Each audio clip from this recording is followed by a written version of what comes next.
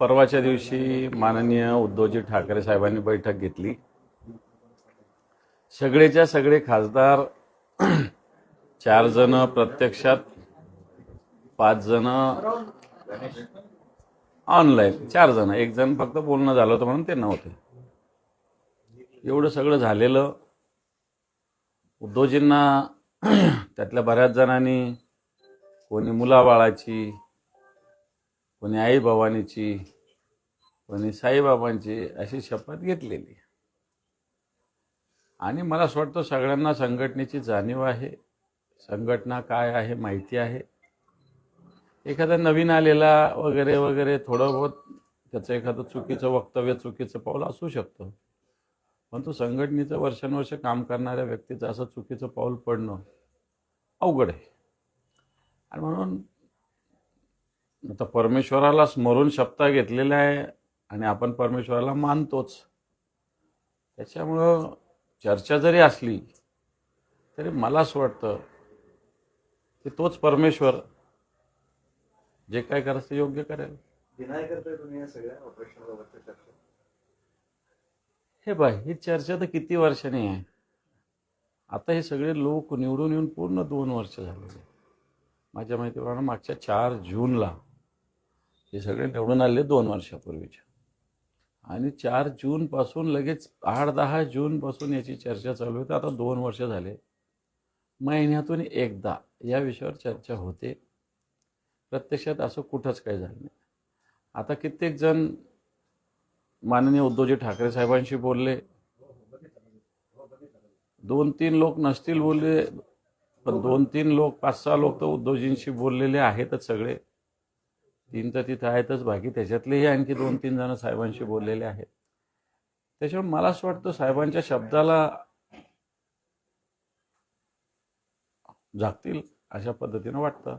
रात्री नांदेडवरून एक विमान उडालं, त्यात 2 लोक होते. पुण्यातनं एक विमान गेलं, त्यात ओमराजे निंबाळकर गेले. हालचाली तर झालाय, कोणीतरी गेलंय. नांदेडचं तर स्पष्टच झालंय. विमानाच्या ते प्रवासांचं पण या नावं पुढे आले. ठीक आहे, कोणी विमानानं प्रवास केला किंवा गेलं म्हणून एकदम काही झालं असं आत्ताच्या घडीला म्हणणं घाईचं ठरेल असं वाटतं. तुमच्या पक्षाकडून दिल्लीला आहे त्यांना पत्र पण देण्यात आलेलं आहे. मग शेवटी पक्षालाही पक्षाची पावलं तर उचलावे लागतात ना. त्याच्यामुळे शिवसेना संसदीय पक्षाने मला असं वाटतं जे जे पावलं उचलायचे ते उचललेली आहेत.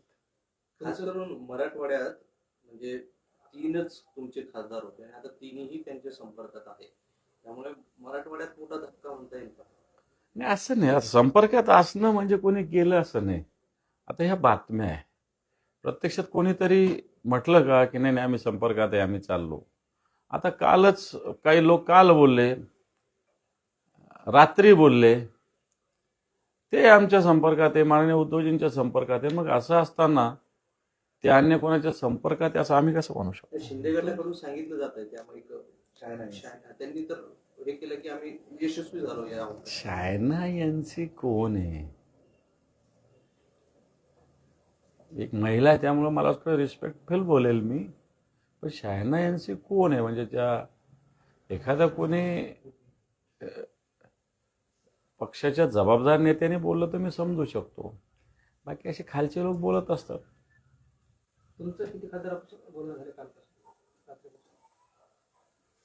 मला वाटतं अशा काही बोलणं कॅमेरासमोर योग्य नाही, परंतु माननीय उद्धवजींच्या आदेशाने आम्ही सगळे मिळून या सगळ्या संपर्कात राहण्याचा पूर्णपणे आटोकाट प्रयत्न केलेला आहे. संपर्कात राहिलेले आहेत एवढं नक्की.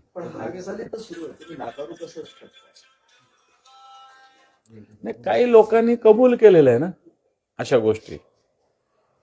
त्याच्यामुळं मला असं वाटतं हालचाली चालू आहे असं म्हणायला वाव आहेच. पण सगळ्यांच्या चालू आहे असं नाही म्हणता येणार. काही जणांच्या चालू आहे असं म्हणायला काय देवाणघेवाणी झालेल्या आहेत मोठ्या प्रमाणात. हे पहा,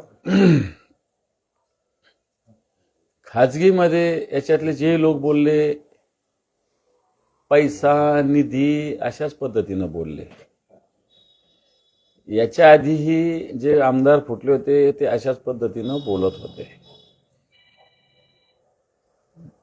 शिंदे गटाकडे पैसा या विषयाशिवाय कोणताही विचार नाही आहे, संघटना नाही आहे.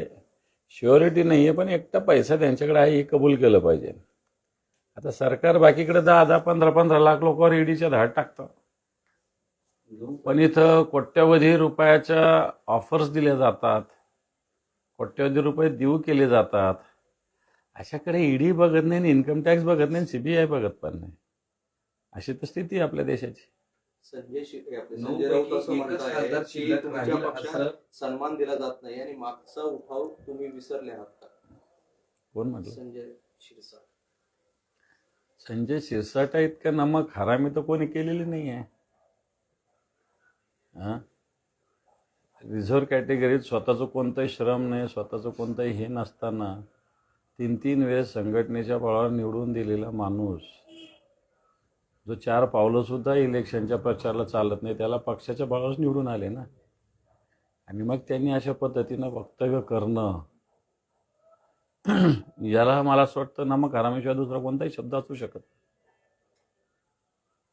नागेश पाटील अष्टग्रहांचा मुलगा विधानपरिषद उभा आहे, मात्र पाटील जे आहेत ते काल हैदराबादहून दिल्ली गेल्याची माहिती आहे.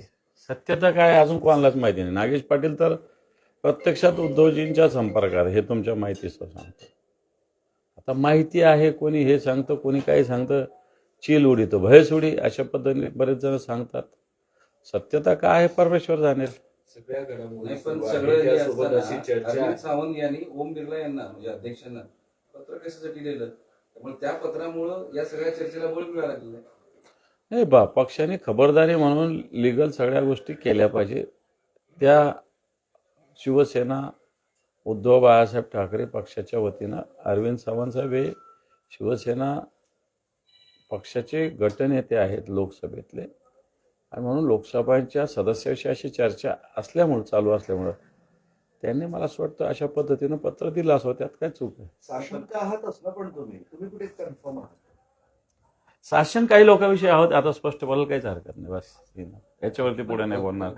बरं, आता नवीन असा विषय आहे की 9 पैकी किंवा एकच खासदार आता तुमच्याकडे राहणार आणि 8 उरले जाणार, अशी तर चर्चा चालली आहे. सगळ्यांची लॉबिंग, सगळे कोणाकडे एकमेकांकडे जबाबदारी दिली आहे. मला असं वाटतं काल पण परवा पण मेजॉरिटीनं खासदार उद्धवजींशी बोललेले आहेत, बैठकीला होते. आणि आता तुम्हीच सांगता जाणार जाणार जाणार, एवढे राहणार तेवढे राहणार, कसे जातील? काही पक्षाचं काही ठीक आहे, एखाद्यानी कमरेचं सोडलं म्हणून सगळ्यांनी सोडलं असं म्हणता येणार नाही. बरं, एक प्रश्न असा आहे की इम्तियाज जलील असं म्हणाले की 2029 हे वर्ष शेवटची इलेक्शन असेल. 29 नंतर पुन्हा जर भारतीय जनता पार्टी सत्तेत आली तर या देशात निवडणूक होणार नाही, हुकूमशाही होईल. मग तर या बाबतीत इम्तियाज जलील बरोबर एकमत असायला काहीच हरकत नाही. आत्ता या महाराष्ट्रात 17 पोटनिवडणुका आहे, 16 निवडणूक आहे विधान परिषद आणि 1 17वी. 6 ठिकाणी निवडणूकच नाही. एक आत्ता 2 महिन्यापूर्वी गुजरातमध्ये महापालिका नगरपालिका इलेक्शन झाल्या, 50% ठिकाणी उमेदवारच नव्हते. 2 परवा मध्य प्रदेशमध्ये काँग्रेसचे उमेदवार जयंती नटराजन यांचा फॉर्म उडवला गेला, उमेदवारच नाही. आणि म्हणून असं चित्र येणार काळात येऊ शकतं. ही सत्यता आहे की राज्यघटना, संविधान या सगळ्या फक्त पुस्तकाचे कपाटात ठेवायची वस्तू होईल का काय, अशा प्रकारची स्थिती निर्माण होऊ शकते. डॉक्टर बाबासाहेब आंबेडकरांनी सांगितलं की घटनेने मतदानाचा अधिकार दिला आहे, पण हा मतदानाचा अधिकारच लोकांनी बजावू नये, अशा पद्धतीनं भारतीय जनता पार्टी पूर्णपणे कामाला लागलेली आहे. आणि म्हणून इम्तियाज जलील यांनी भीती व्यक्त केलेली. मला असं वाटतं याविषयी इम्तियाज जलील यांच्या मताच्या विषयी सहमत असायला काहीच हरकत नाही. त्यांनी असंही सांगितलं की लोकशाही संपून हुकुमशाही, दादागिरी, पैशाचा आता काय चालू आहे? लोकशाही संपून आता तेच चालू आहे, होईल असं नाही, आता तेच चालू आहे. मी तर म्हणतो नुसत्या निवडणुकामध्ये नाही. परवा मला एक ऑलिम्पिक असोसिएशनचे लोक भेटले होते एका कार्यक्रमात. इथं क्रीडा विभागात दादागिरी, सांस्कृतिक विभागात दादागिरी, म्हणजे या देशातलं एकही क्षेत्र असं सुटत नाही आहे की जिथं आत्ताच्या घडीला सत्ताधारी पक्ष दादागिरी करत नाही आहे. सर्वसामान्य माणूस मला असं वाटतं याच्यातून पिडला जातोय, भरडला जातोय. आणि म्हणून येणाऱ्या काळात मतदान हे स्वप्नच राहील अशा प्रकारची स्थिती आहे. तुमच्याकडे 6 खासदार जातील आणि शिवसेना वर्धापन दिनाच्या दिवशी म्हणजे एकनाथ शिंदे यांच्या शिवसेनेत त्यांचं स्वागत होईल, त्या ठिकाणी सत्कार देखील आणि शक्ती प्रदर्शन होईल असं ते त्यांच्यातले काही नेते खासगीत सांगतात. हे पहा, आता जे होईल, ज्या झाल्यावर आपण त्याच्याशी बोलतोय. अजून झालेलंच नाही त्याविषयी आपण बोलणं योग्य नाही. संजय राऊतांचा नागरिकांवरती आरोप आहे. तुम्ही असं म्हणताय, पण तुमचेच नेते सांगतात की 15 कोटींचा ऍडव्हान्स मिळालेला आहे, रक्कम ठरली. ही 15 कोटीचा ऍडव्हान्स वगैरे ही रक्कम तुम्हाला कळली कशी तुमच्या नेत्यांना, ठाकरेच्या? सगळे संपर्क असतो ना एकमेकाशी, कुठून ना कुठून दुरान्वयानं काही ना काही संपर्क असतो. त्याच्यातून या गोष्टी कळतात. त्याच्यात काय कळत नाही अशातलं काय भाग. ते कोणाला तरी बोलतात, ते दुसरं तिसऱ्याला बोलतं, तिसरं चौथ्याला बोलतं, बातम्या येत असतात. नेत्यांचा काही आरोप आहे, हम्म? नेत्यांचा काही आरोप आहे याच संदर्भात की पवनराजे निंबाळकरांच्या केस आणि जर आपल्या बाजूने हवा असेल तर आमच्यासोबत असा दबाव ओमराजे निंबाळकरांवर होता, असं संजय राऊत म्हणाले. नाही, खरं तर न्यायालयाच्या निकाल सुद्धा सत्ताधारी पक्ष ठरवतात की काय, असं या वक्तव्याने समोर येतंय. ठीक आहे, राजकीय एखाद्या ठिकाणी निधी मिळाला, एखादा प्रकल्प झाला, प्रकल्प करावा, हे राजकीय नेते ठरवतात. पण न्यायालयाचा निकाल राजकीय नेते ठरवायला लागत असतील तर मला असं वाटतं जसं मतदान हुकुमशाही आणि त्याच्याविषयी आत्ता आपण बोललो, हे तसाच हा प्रकार आहे. प्रतापराव जाधव म्हणतात की या ऑपरेशन टायगरला ठाकरे सेना जबाबदार आहे. ठीक आहे, आता बोलत असतात सगळे लोक, ऐकून घ्यायचं. बरं, एका बाजूला हे सगळं सुरू असताना तुमच्यातलेच काही नेते भाजपवर टीका करतात, हे सगळं भाजप घडून आणतात. पण भाजपचे बावनकुळे असं म्हणतात की या सगळ्या परिस्थितीचा या घटनेचा काही संबंध भाजपशी नाही.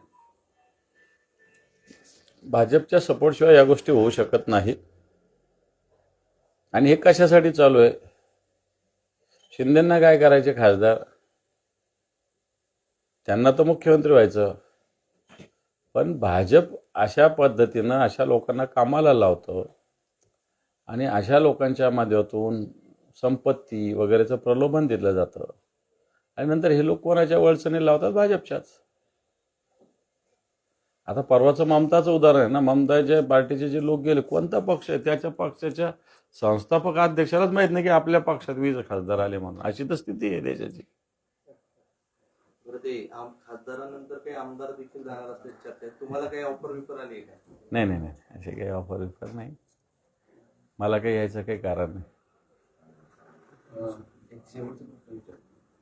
केवळ 3 आमदार, पण तुमच्यासकट 4 आमदार आणि 100 साधारणतः 125-150 सगळे जिल्हा परिषद, नगरपालिका, पंचायत समितीचे सदस्य, अशी तुमच्या श्रेणीची अवस्था झालेली आहे. पूर्वी हा पूर्ण मराठा म्हणजे 1 नंबरवर 2 नंबरवर राहायचा, भाले किल्ल्याच्या पुढचा भाले किल्ला होता. आता ही अवस्था झाली. आता पुढच्या काळात टिकून राहील का? हे पहा, एकतर हे ज्या लोकांवर पक्षाने अतिविश्वास ठेवला आणि ह्या अतिविश्वास ठेवल्यामुळे या लोकांनी सत्ता संपत्तीच्या बळावर लोकांना प्रलोभनं देऊन मला असं वाटतं फोडलं. पण ठीक आहे ना, एवढं होऊनही 4 वर्ष झाले, एवढं होऊनही शिवसेना आहे ना. 60 आमदार फोडल्यानंतर शिवसेनेचे 3 खासदार निवडून आलेलेच आहे ना या मराठवाड्यामध्ये.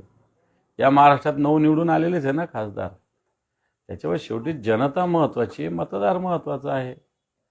आणि म्हणून इथं मतदार हा शिवसेनेला मानणारा असल्यामुळं, त्याच्यामुळं एखादा लोकप्रतिनिधी गेला म्हणजे संघटना संपली असं त्याचा अर्थ होत नाही. माझा प्रश्न असा होता की हळूहळू आता संपुष्टाकडे येत नाही असं वाटत नाही का? कारण खासदार होते ते खासदार चालले, आता राहिले 3 आमदार, 1, 2, 4 आमदार, नगरपालिकेची, जिल्हा परिषदेची अवस्था अशी आहे.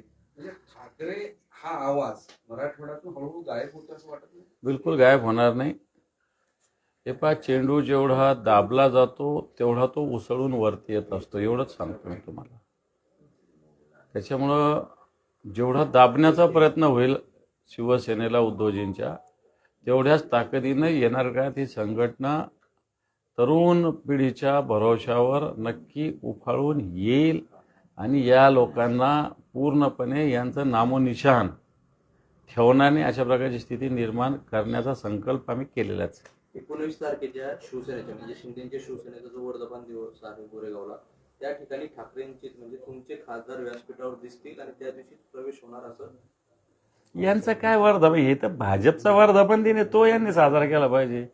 शिवसेनेचा वर्धापन दिन यांनी काय स्थापन यांनी करायचं गरज आहे? यांनी कधी स्थापन केली शिवसेना?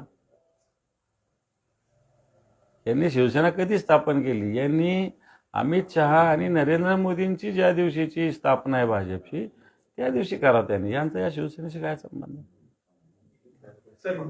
पंखा लावून बघ. दादा हिंदी. विस्तार से पूछिए आप, विस्तार से. ऑपरेशन टाइगर के बारे में जो कंट्रोवर्सी चल रही है उसके बारे में आप क्या कहेंगे? ये चर्चा तो पिछले साल 2 साल से चल रही है. ऑपरेशन टाइगर की चर्चा तो चल रही है लेकिन हुआ तो कुछ नहीं है. अभी भी चर्चा ही चल रही है, हुआ तो कुछ नहीं. क्या आप इन चर्चाओं को खारिज करते हैं? अभी तक तो मैं खारिज कर रहा हूँ, यही बताता हूँ. कोई हुआ है नहीं तो उसको खारिज करना ही है. लेकिन आपके नेता ही बता रहे 15 कोटी का सौदा. हाँ तो ऐसी ऑफर दी जा रही होंगी ना, ऐसी ऑफर दी जा रही होंगी क्योंकि इनके पास बाकी पैसे की सिवा है क्या? जनता में नहीं जा सकते, फिर चुन के क्यों नहीं लाए उस टाइम उन्होंने ज्यादा एमपी? जो चुन के आए हमारे उनके पीछे क्यों लगे हैं? तुम्हारे तो गिरा है. तुम्हारे चुन के नहीं आए इसका मतलब तुम्हारी ताकत नहीं थी. अभी तुम जो चुन के आए उनके पीछे लगे हैं. फिर भी आपके नेता स्पीकर को एक पत्र लिखकर कहा है कि यदि पार्टी या कुछ सांसद अलग समूह बनाने की विलय की मांग करते हैं तो उसे मान्यता न दी जाए. देखो, पार्टी को कुछ ना कुछ तो कदम उठाना पड़ेगा. जिस प्रकार चर्चा चालू है, उन्होंने किसका नाम लिखा है क्या? नहीं लिखा है. किसके बारे में कंप्लेंट की क्या? तो नहीं की है. लेकिन मैं समझता हूँ ये लीगल कदम तो पार्टी को उठाना चाहिए. उस पत्र में दल बदल विरोधी कानून और सुप्रीम कोर्ट के फैसले का भी हवाला दिया गया. बिल्कुल सही लेटर दिया है पार्टी ने. पार्टी को ऐसे तो कदम उठाना पड़ेगा. सर, शिंदे गढ़ की ओर से शाइना एनसी ने कहा है कि हम इस ऑपरेशन टाइगर में सक्सेसफुल होंगे. तो शाइना एनसी कौन सी पार्टी में वही समझ में नहीं आता. क्योंकि बीजेपी की स्पोक्स पर्सन थी, वो कुछ तो भी भारतीय कौन था, ये जो मीडिया का उसका चेयरमैन थी. फिर इधर आके और ओरड़ी में किधर वो कैंडिडेट बनी और बीजेपी का स्पोक्स कुछ तो बने. अभी कहाँ से उसको ये शिंदे सेना का बात करके समझ में नहीं आ रहा हूँ. शाइना एनसी क्या इतनी बड़ी कद्दावर नेता शिंदे गुट की नहीं है. इम्तियाज जलील ने कहा है कि 2029 में ये लोकसभा 2029 का जो चुनाव है लोकसभा का, वो उसके बाद चुनाव नहीं होगा, वो अंतिम चुनाव है. मैं तो अभी ही ये स्थिति निर्माण हुई है. अभी महाराष्ट्र में जो 17 विधान परिषद की जगह है उसमें से 6 जगह इलेक्शन ही नहीं हो रहा है. पिछले समय जिला परिषद के इलेक्शन हुए, नगर पालिका हुए, उसमें 30-40% जगह इलेक्शन ही नहीं हुए, अनअपोज हुए. ये क्यों हुआ? प्रेशर टैक्टिसेस.